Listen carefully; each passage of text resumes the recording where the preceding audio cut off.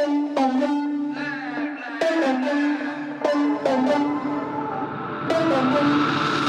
the record, I'm done trying to make y'all comfortable. For the record, you ain't trying to grow, then it's done for you. For the record, lab on me going all the way. For the record, ain't trying to link, no time to waste. For the record, for the record, for the record. Alright, so welcome to the Mental Essentials Podcast, gentlemen. This is a long-form This is the kind of long-form content I've been planning to make for a long time on this channel. I don't know where do I look at because I used to talk to and I have you all to attend to. So this is a place where he will have a few questions from your side, or he'll have a few of his own questions in general to talk about or ask a few things about. So Ayush, are you ready for this long sit down where we'll be talking a whole lot of things that you may have to ask or they might have to ask, and we can probably help them or help us be better at the process? How is it that you are on the camera first time, you're about to ask a few questions? Just let them know, let me know what's up. Yeah, I'm fine. Just feeling a little bit nervous. I'm just feeling a little bit nervous. That's okay. You'll get used to it. So, like, you have anything that you think have been bothering you, or you just want to ask, or something that can help a lot, or not help a lot, at least help you in general? So my question from the 18-year-old point of view will be how to properly find focus and get the proper vision for an 18-year-old. But then you are already like long-term focus. Because you are already one of the most focused, disciplined guy I have ever met. Like, you are quite on point with that. Like, you are one of the most hardworking individuals that there is, being a 20-year-old that you are. In case there is someone 18 and who doesn't really know how to stay focused, or who doesn't really know what he wants in life, I mean, the whole idea is to going out and trying out a whole lot of things. The whole point is to first finding out what is it that you really want to do in life. What is your actual ambition? What is it that excites you? What is it that you can probably do for 18, 20, even 22 hours and not take it like work, as such, not get bored of it and keep doing at it. Like, that's one very easy way to start things off. Like, if you really would want to be Elon Musk, then that guy is literally sleeping in Tesla factory for the 4 hours that he sleeps. He's able to do that because he's not a businessman, basically. He's just this engineer who loves being an engineer. If you are someone who's really into engineering, or if you are someone who wants to be a pilot, or if you are someone who wants to be a filmmaker, YouTuber, businessman, whatever it is, don't be so naive about the whole fact that you're seeing someone else do it and you just want to do it because they are doing it. Because everyone is on Instagram and YouTube these days, they all want to be that. Irrespective of not knowing the fact that they are not, that's not their genuine passion. They want the fame, they want the eyeballs, whatever it be. The whole idea, I mean, the whole thought of the whole process of getting a fan base nowadays is just not related to you being stupid famous. Like, you can become famous by doing a lot of things that would not include you making films or whatever. Like, so you have to eliminate that from your mindset, where you're thinking things only to be famous. That's just stupid. So if you really would want to be focused in life, you have to first find out what is it that is your interest, that excites you, that you can do a lot. And if you do end up finding something, if it's maybe even it could be like playing football or cricket or whatever it is, then you have to see the logistics of, can I get really good at it? Who else has done it? I mean, if you would, let's say you want to be a cricketer, and if you would really want to be a cricketer, you have to be really good at playing cricket. If you are really that good, and if you are excelling in cricket, playing Ranjis or whatever, like playing inter-club, inter-district tournaments, and you are good at it, then you possibly can get picked up for some great tournaments like IPL or whatever it is, then your life is sorted. If you are really good at it, but talent like that is rare, because that's how it is. Like, it's rare. There is a reason there is only one Kohli and one Ganguly and one Tendulkar, because it's rare. But there are other things that you can look at and see things through. If you really like cricket so much so, then what is the other thing you can do that can help add cricket be better? Maybe you can get into, I don't know, the marketing side of an IPL team, or you can get into the business side of things. That if that's interesting or exciting to you, you would be shocked to know that, dude, there are so many engineers and developers needed by these companies, these IPL companies, cricket companies, whatnot. So it doesn't end there. Like, if you really like engineering and if you really enjoy cricket too, chances are you can probably be a part of the core engineers who are doing a lot of engineering thing for these IPL teams or EPL teams, whatever you're interested in. So you have to see that, like, can I be a cricketer? One, am I that good at it? Or what else is what is the other thing that I can do and stay very close at, but I like doing that other thing too. For me, if it was like about, I want to be a filmmaker, but I like flying too, and I like men's style, so how can I relate all of it and make it a one thing? So if I want to make a podcast, so if I'm really into the whole production side of filmmaking, then how can I make me money? Because this, by the end of this, at the very beginning of just trying to go out and print my card and tell everyone that I'm a filmmaker is not going to pay my bills. So what can I do to monetize my filmmaking skill in a way where I can maybe use something else which I'm not so passionate about, but I don't mind doing it. Like lifestyle or style and fashion is something I'm not hardcore passionate about as much as I'm about filmmaking in general. But then it's not that I'm not interested in it. I really like men's fashion, I really like men's style, and that's the reason we have whatever we're doing. So if I can maybe make the best men's lifestyle content out there, then I am mixing my filmmaking with my lifestyle. If you can probably become a CA at a marketing firm or Coca-Cola, if you really wanted to join Coca-Cola for some reason, or if you want to go to NASA for some reason, then you can do a lot of things that can, there are always options which you aren't aware of. You have to see things through from that perspective too, that okay, can I, instead of I just wanting to be Shah Rukh Khan, can I instead do something that can put me out there in the world without having to go through that 50-year-old process that they used to, because things have changed. If you want to be an actor, maybe you can just start making YouTube vlogs and Instagram videos, and now we have so many legit celebrities on these social media platforms who are chilling with these A-listers because they have the reach and they have the number. So there are plenty ways to go about it now.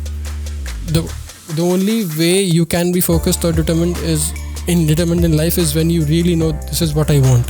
And if it is something you really, really want, then you can't excuse yourself, then you can't give yourself reasons to be lazy or back off. Like, sure, there are days when you'll feel lazy, or when everyone feels lazy at times, but then you have to be grateful for the fact that you actually got to decide what you wanted. First of all, you were lucky enough to figure out what you want, because there are not many people in this country or in this world who even know what they want in life. You were focused or sharp or smart enough to figure out what do you really want.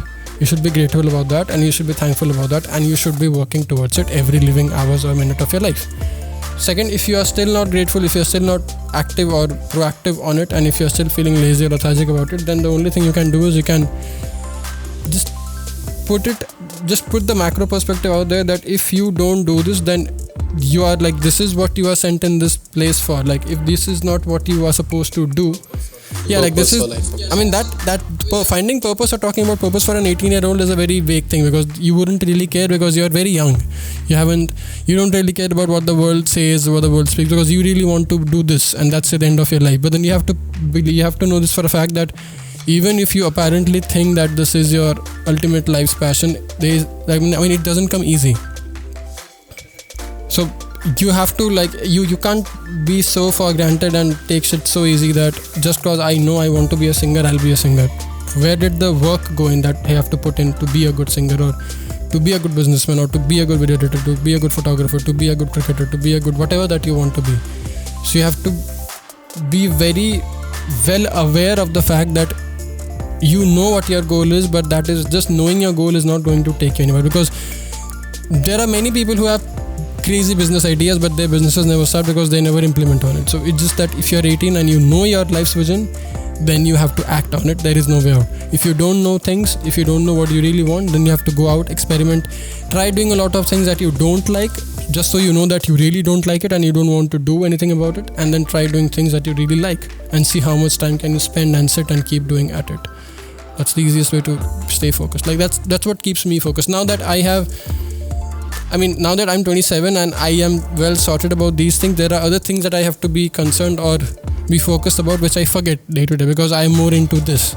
So this production side of things kind of stops and affects our business, which is something I have to write on the board or write on a wall and let me know that, okay, these are the things we have to do.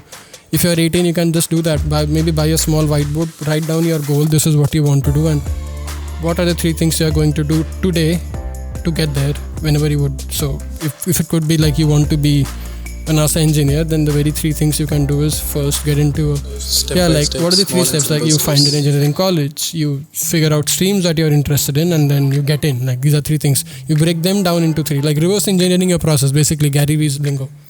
So if you really would, but that can only make sense once you really know your goal.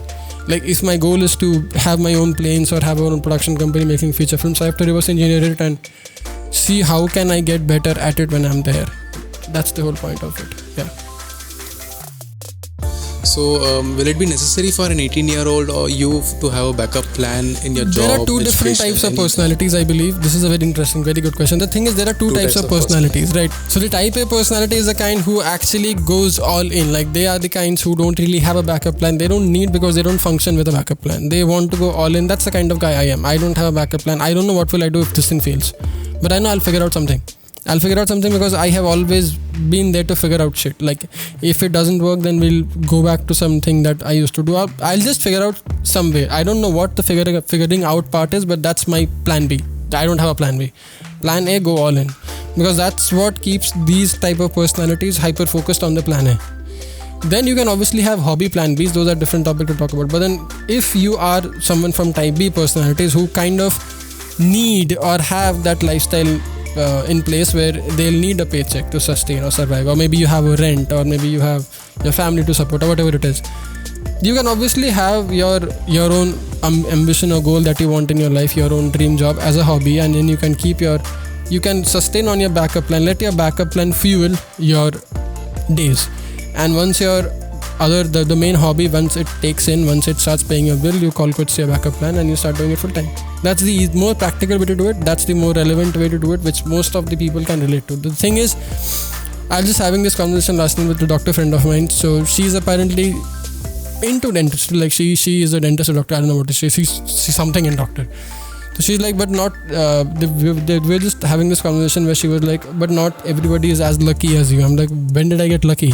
I just didn't know anything else to do in my life.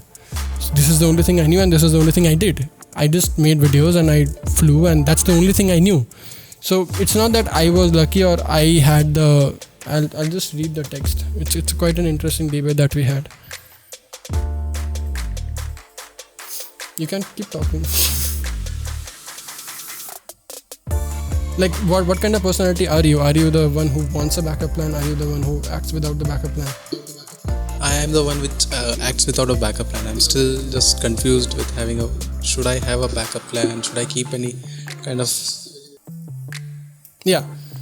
Plenty aren't as lucky as you, and most of them are scared at the same time to go all in, which is a very interesting question, because which is a very interesting statement rather, not question. The thing is, you're scared because you are trying to put your opinion out there, like put anyone else's opinion on you, like, and it could be a part of your personality too. Like I said, if you're the type B personality, type 2 personality, then maybe you do need that cushion to sustain. Even I need a cushion. Like I don't need a cushion from my backup plan. I need the cushion from my main plan to maybe put me in a financial or whatever, like place, mostly financial place, where I am comfortable enough to go crazy about my growth or whatever it is. Like that's needed.